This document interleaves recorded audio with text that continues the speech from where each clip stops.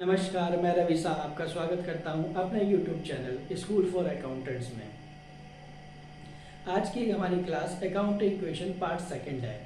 Part first में हमने सीखा था अकाउंटिंग इक्वेशन होता क्या है और इसके ट्रांजैक्शन को हमने रिकॉर्ड करना सीखा था एक एग्जाम्पल के थ्रू। अगर आपने हमारी पार्ट फर्स्ट नहीं देखी है तो आई बटन पे मैंने लिंक शेयर कर दिया है, आप जाकर हमारे फर्स्ट पार्ट को देख सकते हैं। तो चलिए स्टार्ट करते हैं आज की क्लास। आज की क्लास में पहले हम देखेंगे rule of accounting equation. Accounting equation के रूल क्या है।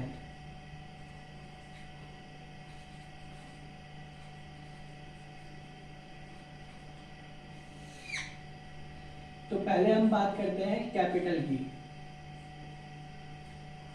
कि कैपिटल में अगर इंक्रीज होता है तो क्या होता है और कैपिटल अगर डिक्रीज होता है तो क्या होता है। यदि कैपिटल इंक्रीज होता है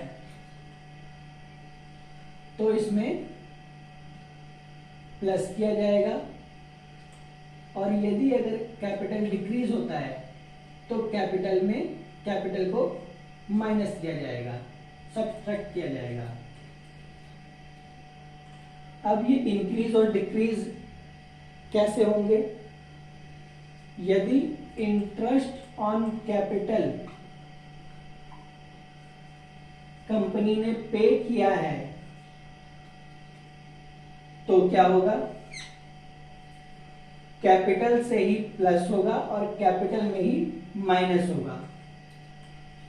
प्लस इसलिए होगा क्योंकि इंटरेस्ट ऑन कैपिटल प्रोप्राइटर के लिए एक प्रॉफिट है, इसलिए कैपिटल में ऐड कर देंगे। और माइनस इसलिए होगा क्योंकि इंटरेस्ट ऑन कैपिटल फर्म के लिए एक्सपेंस है जो कि प्रोप्राइटर को इन्होंने पे किया है, तो कैपिटल से ही माइनस हो जाएगा। सेकंड पॉइंट है इंटरेस्ट ऑन ड्राइंग।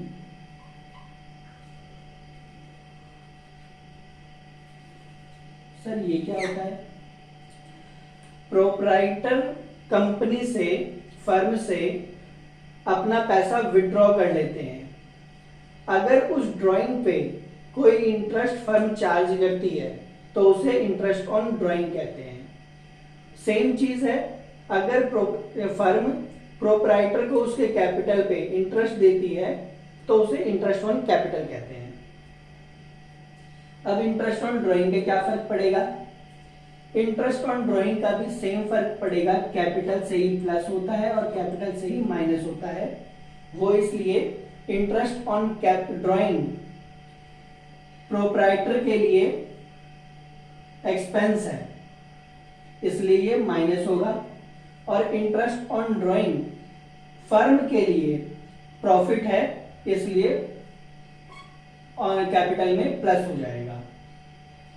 अब इन दोनों ट्रांजैक्शन का एसेट्स और लायबिलिटीज पे कोई भी फर्क नहीं पड़ता, ना ही इन दोनों को इफेक्ट नहीं करते हैं ये दो ट्रांजैक्शन। तो पहला पॉइंट हमारा ये था। दूसरा पॉइंट है हमारा रेवेन्यू। सर ये रेवेन्यू क्या होता है। कोई बिजनेसमैन या कोई प्रोफेशन, बिजनेसमैन अगर गुड्स को सोल्ड करता है और उससे जो पैसा रिसीव होता है उसे रेवेन्यू कहते हैं। सेम चीज है, अगर कोई प्रोफेशन में है और वो अपनी सर्विस को देके जो पैसा रिसीव करता है उसे रेवेन्यू कहते हैं। रेवेन्यू का इफेक्ट क्या होता है। रेवेन्यू का इफेक्ट ये कैपिटल में ये प्लस हो जाता है। सर एक्सपेंस का क्या होता है। एक्सपेंस का कैपिटल में माइनस हो जाता है। सर रेवेन्यू एक्सपेंस तो ठीक है, लेकिन ये इनकम क्या होता है? रेवेन्यू से अगर हम एक्सपेंस को माइनस करते हैं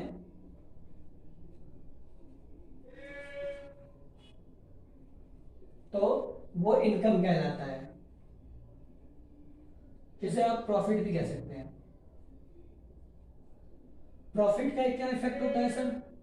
प्रॉफिट का इफेक्ट ये होता है कि ये कैपिटल में ऐड हो जाता है। अब तीसरा पॉइंट देखते हैं, चौथा point, D point, outsider liability.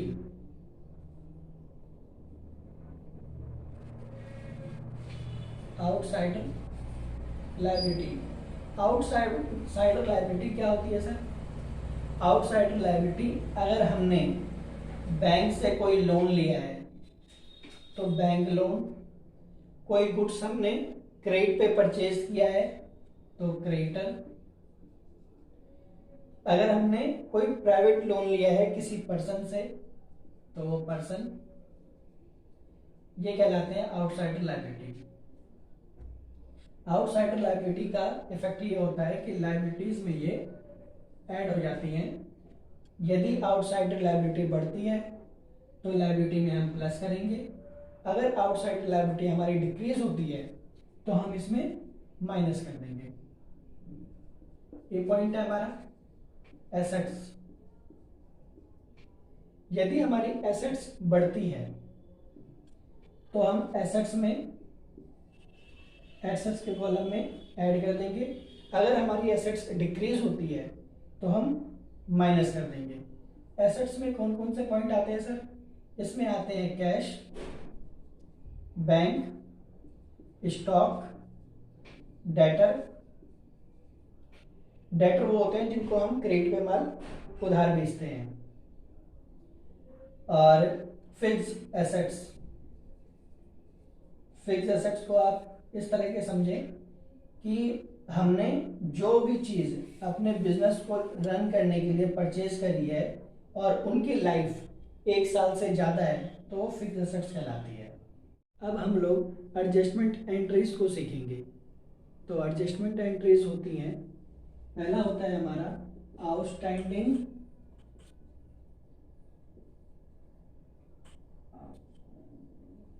Expense.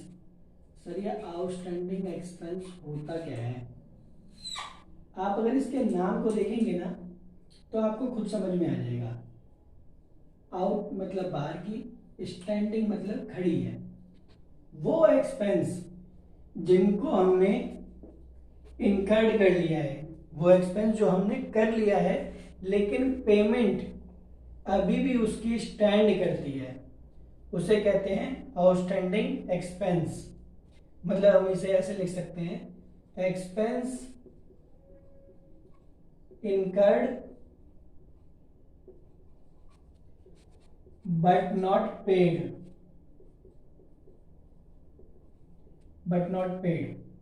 इसका इफेक्ट क्या होगा सर?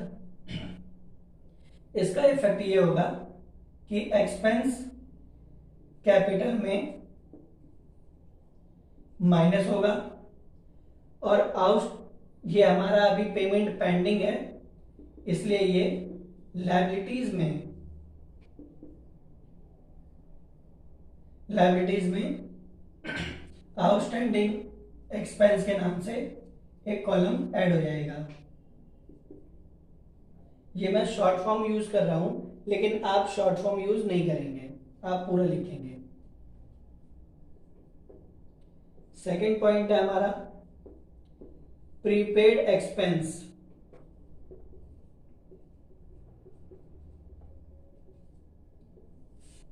इसके भी अगर नाम को देखेंगे तो आपको ये याद हो जाएगा। हम जब रिचार्ज कराते हैं तो उसमें 2 ऑप्शन होते हैं, प्रीपेड, पोस्टपेड। प्रीपेड का मतलब होता है जिसकी पेमेंट पहले कर दी है, और पोस्टपेड का मतलब होता है जिसकी पेमेंट हमें बाद में करनी है। तो प्रीपेड एक्सपेंस वो होते हैं जिनकी पेमेंट तो हमने एडवांस में कर दी है लेकिन वो एक्सपेंस अभी तक हमारा हुआ नहीं है। तो हम इसे ऐसे लिख सकते हैं, paid in advance but not incurred. Prepaid expense की अब हम अकाउंटिंग इक्वेशन में क्या फर्क होगा, कैसे ट्रीटमेंट करेंगे वो देखते हैं। कैश अगर हमने पे किया है तो कैश में से माइनस होगा, यदि हमने बैंक से पेमेंट किया है तो वो बैंक से माइनस होगा। ये दोनों एसेट साइड में शो होते हैं। और दूसरा जो भी एक्सपेंस है हमारा वो प्रीपेड एक्सपेंस के नाम से एसेट्स कॉलम में, एसेट साइड में लिख देंगे। तीसरा पॉइंट है हमारा एक्रूड इनकम का। एक्रूड इनकम क्या होती है? वो इनकम जो ड्यू हो चुकी है लेकिन उसका पैसा अभी तक हमने रिसीव नहीं किया है। Income due but not received. इसकी एडजस्टमेंट कैसे होगी? आपको पता है कि इनकम और एक्सपेंस का इफेक्ट कैपिटल पर पड़ता है, तो कैपिटल पे इनकम प्लस हो जाएगा। और एक्रूड इनकम है, ये हमारे लिए करंट एसेट्स है, तो एसेट साइड में एक्रूड इनकम के नाम से कॉलम इंसर्ट हो जाएगा, ऐड हो जाएगा। और चौथा पॉइंट हमारा है अनअर्न्ड इनकम और इनकम रिसीव्ड इन एडवांस। इसका मतलब क्या है कि रिसीव्ड इन एडवांस, इनकम हमने अभी तक अर्न नहीं करी है, कमाई नहीं है, लेकिन उसका पैसा हमने एडवांस में रिसीव कर लिया है। तो इसका इफेक्ट क्या होगा? इनकम हमने एडवांस में रिसीव कर लिया, इसका मतलब कैश हमारा बढ़ जाएगा। और अगर बैंक में रिसीव किया है तो बैंक हमारा बढ़ जाएगा। और अनअर्न इनकम हमारी एक तरह से लायबिलिटी है, तो लायबिलिटी साइड में अनअर्न्ड के नाम से, अनअर्न्ड इनकम के नाम से लायबिलिटी में कॉलम इंसर्ट करके प्लस कर देंगे उस अमाउंट को। तो ये चार हमारी एडजस्टमेंट एंट्रीज हैं जो यहीं पे खत्म होती हैं। अब हम अकाउंटिंग इक्वेशन के एक एग्जाम्पल को प्रॉपर फॉर्मेटिंग के जरिए सीखेंगे। ये हमारा पूरा अकाउंटिंग इक्वेशन का फॉर्मेट है, जिसमें टॉप पे हमने इन द बुक्स ऑफ और यहाँ डैश हमने छोड़ रखा है। यहाँ पे जिस भी पार्टी का हम अकाउंटिंग इक्वेशन तैयार करेंगे उसका नाम या फिर उसकी फर्म का नाम लिखेंगे, देन उसके बाद अकाउंटिंग इक्वेशन लिखेंगे और इस तरह से फॉर्मेट को तैयार कर लेंगे। तो पहला कॉलम हमारा सीरियल नंबर का होगा, दूसरा पार्टिकुलर का जिसमें हम ट्रांजैक्शन को नोट करेंगे कि कौन सी ट्रांजैक्शन की हम एंट्री पास कर रहे हैं, और थर्ड कॉलम होगा assets is equal to liabilities plus capital का, जो कि हमारा ये अकाउंटिंग इक्वेशन है। अब इनके नीचे भी एक सब हेड तैयार होंगे जो कि ट्रांजैक्शन के अकॉर्डिंग होंगे। Suppose cash, bank, debtor, stock, furniture, ये एसेट्स के नीचे आ सकते हैं। लायबिलिटीज़ में क्रेडिटर, बैंक लोन, ये आ सकते हैं। प्लस ऑनर कैपिटल में कैपिटल जब इंट्रोड्यूस होगा तो आएगा, अदरवाइज जो भी कैपिटल से रिलेटेड जो कैपिटल को इफेक्ट करेगा उससे रिलेटेड यहाँ पे आएंगी। अकाउंटिंग इक्वेशन का क्वेश्चन सिंगल पेज पे आना मुश्किल है, तो आप क्या करेंगे, आप दो पेजों को कंबाइंड करके उसके प्रॉब्लम को सॉल्व करेंगे। इसी तरह से इस फॉर्मेट को दो पेज पे बना लेंगे। मेरा ये स्पाइरल है, इस वजह से मैं दो पेजों को तो कंबाइन नहीं कर सकता, बट मैंने इसको हॉरिजॉन्टल वे में कन्वर्ट कर दिया है। तो आइए एग्जाम्पल के तौर पे हम एक क्वेश्चन को सॉल्व करते हैं। तो हम राकेश की बुक्स का अकाउंटिंग इक्वेशन कर रहे हैं, तो यहाँ पे हम लिखेंगे in the books of Rakesh फिर यहाँ लिखेंगे accounting equation serial number particular assets is equal to liabilities plus capital. तो पहला हमारा जो पॉइंट है वो स्टार्ट होता है Rakesh commenced business with cash. Rakesh ने कैश से अपने बिजनेस को स्टार्ट किया है, जो कि कैश का अमाउंट है 1,50,000 रुपये।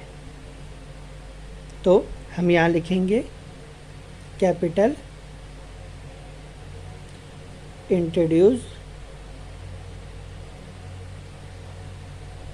या आप इसे ऐसे भी लिख सकते हैं Rakesh commences the business with of rupees 1,50,000। तो कैश लेके आया है, तो सबसे पहला कैश का कॉलम इंसर्ट होगा 1,50,000 से इज इक्वल टू, ये कैपिटल में ऐड हो जाएगा ऑनर कैपिटल के नाम से 1,50,000। जैसे ही हमारा ये इक्वेशन कंप्लीट होता है तो हम इसका टोटल करेंगे और यहाँ पे नाम देंगे हम न्यू इक्वेशन। तो टोटल करते हैं, कैश का टोटल आ जाता है 1,50,000, लायबिलिटी हमारी नील है और ऑनर कैपिटल में 1,50,000 आता है। अब सेकंड पॉइंट है हमारा furniture purchase for cash. Rakesh ने फर्नीचर परचेज किया है कैश में, जिसकी वैल्यू है 20,000 रुपये परचेज। तो फर्नीचर की वैल्यू, फर्नीचर एक हमारे कंपनी में आया है राकेश के पास, तो फर्नीचर हम ऐड कर लेंगे 20,000 से। और कैश में परचेज किया है तो राकेश के पास कैश कम हो जाएगा 20,000 रुपये। इसका कहीं भी कोई और इफ़ेक्ट नहीं होगा। अब हम इसका टोटल कर लेते हैं, न्यू इक्वेशन नाम देते हैं इसका। अब कैश हमारे पास कितना हो गया, 1,50,000 में से 20,000 अगर हम माइनस करते हैं तो 1,30,000 हमारे पास बचता है, प्लस फर्नीचर में हमारा 20,000 और ऑनर कैपिटल में हमारा अभी भी 1,50,000 रुपये ही है। अब थर्ड पॉइंट पे आ जाते हैं। थर्ड पॉइंट हमारा है purchase goods from Mahesh on credit. तो यहाँ पे हम लिखेंगे परचेज्ड गुड्स ऑन क्रेडिट। चाहे तो आप एज इट इज़ पूरा लिख सकते हैं, बट जो इम्पोर्टेंट है मैं वही पॉइंट लिख रहा हूँ। अब गुड्स परचेज किया है तो क्या होगा, स्टॉक ऐड हो जाएगा 25,000 रुपये से, और परचेज़ इन्होंने गुड्स को क्रेडिट पे किया हुआ है, इसलिए हमारा यहाँ पे क्रेडिटर का कॉलम इंसर्ट हो जाएगा और 25,000 से हमारा क्रेडिटर बढ़ जाएगा। मैं ये लाइन पेन से खींच रहा हूँ, ऐसे ही आप ये स्केल से खींचेंगे ताकि फॉर्मेटिंग इसकी अच्छी से अच्छी हो सके। अब टोटल कर लेते हैं। कैश के कॉलम में हमारा 1,30,000 आएगा, फर्नीचर में 20,000 और स्टॉक हमारा 25,000। अब क्रेडिटर में देखेंगे 25,000 प्लस ऑनर कैपिटल में अभी भी हमारा 1,50,000 रुपये है। अब फोर्थ पॉइंट देख लेते हैं, sold goods costing 10,000 to Mohan for cash. For यानी गुड्स सोल्ड किया है राकेश ने मोहन को क्रेडिट बेस पे 14,000 रुपये में, जो कि उस स्टॉक की लागत 10,000 रुपये है। तो इसकी एंट्री क्या करेंगे, sold goods to Mohan of rupees 14,000 costing 10,000। अब हमारा क्या होगा, डेटर प्लस हो जाएगा, डेटर का कॉलम यहाँ पे इंसर्ट होगा 14,000 से, और डेटर के कॉलम में एफ प्लस हो जाएगा 14,000 अमाउंट से, और 10,000 रुपये का हमने माल बेच दिया है, तो 10,000 रुपये माइनस हो जाएगा स्टॉक के कॉलम से। और अब यहाँ जो डिफरेंस आता है, डिफरेंस 4,000 का, ये जो कि हमारा प्रॉफिट है, ये कैपिटल में ऐड हो जाएगा। अब इसका टोटल कर लेते हैं। न्यू इक्वेशन,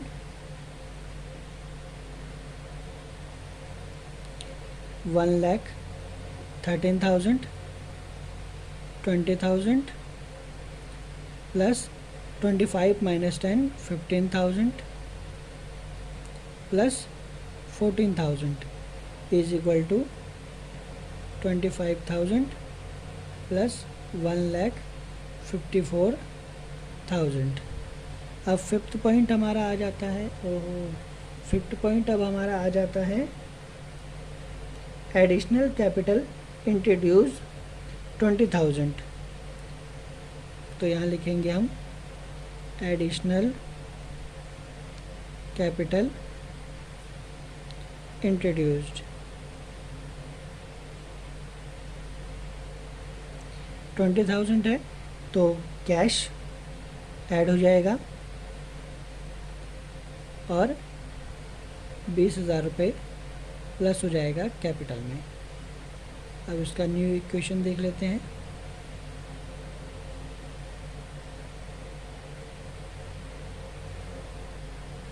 टोटल 1,50,000 कैश के कॉलम में, फर्नीचर में 20,000, स्टॉक में 15,000, डेटर में 14,000 इज इक्वल टू यहाँ 25,000 प्लस 1,74,000। अब सिक्स्थ देख लेते हैं, commission received in advance. Rakesh को कमीशन रिसीव हुआ है एडवांस में। ये क्या है, commission received in advance. Commission receive हुआ है तो कैश में कमीशन, कैश के कॉलम में ऐड हो जाएगा 2,000 रुपये,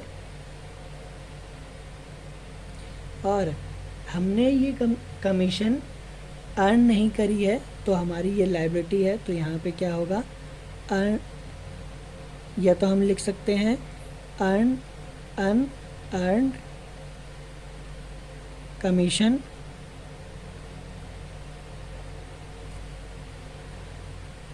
तो यहाँ पे 2,000 रुपये प्लस हो जाता है। अब इसका न्यू इक्वेशन बना लेंगे।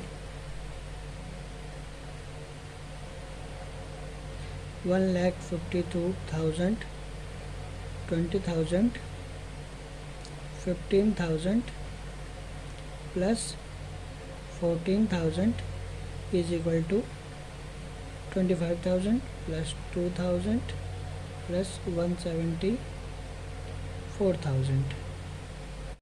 यदि आप लोगों को मेरी मेहनत अच्छी लग रही है, वीडियो पसंद आ रही है, तो वीडियो को ज़्यादा से ज़्यादा लाइक करें, चैनल को सब्सक्राइब करें, और अगर आपको कोई भी प्रॉब्लम हो, कोई भी पॉइंट डिस्कस करना हो, तो आप कमेंट बॉक्स में हमें कमेंट करके पूछ सकते हैं। और हमारा फेसबुक पर भी पेज है स्कूल फॉर अकाउंटेंट्स के नाम से, आप उस पेज को भी ज़रूर फॉलो करें। Thank you for watching. this video.